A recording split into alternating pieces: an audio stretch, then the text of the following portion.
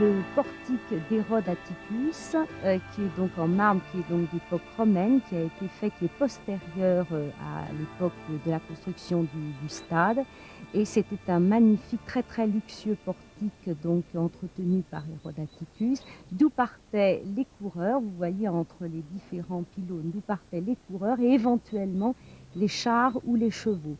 La course reine, c'était la course du stade, qui se courait sur toute la longueur du stade, qui faisait près de 195 mètres. Ici, ce sont des gradins en pierre. Les spectateurs pouvaient donc s'installer sur ces gradins en pierre, alors qu'à Olympie, pour les Jeux olympiques, il était absolument interdit de s'installer sur des gradins en pierre, il fallait se tenir à même le sol. Et les coureurs dans l'Antiquité ne partaient pas à genoux, comme on connaît la position actuelle, mais debout. Ils mettaient un pied en avant, le buste légèrement penché en avant, et ils s'élançaient au son de la trompette, ou lorsque l'arbitre faisait tomber une sorte de mappa, si vous voulez, on appelait ça une mappa, c'est-à-dire un petit mouchoir blanc.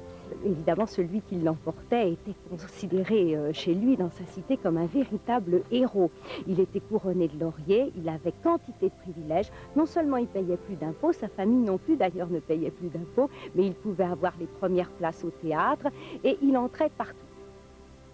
Les Grecs pensaient qu'ici se trouvait donc le centre de la Terre, parce qu'évidemment dans l'Antiquité on ne savait pas que la Terre était ronde, on pensait que la Terre ressemblait à un disque, et ce nombril était donc pour eux au centre de ce disque.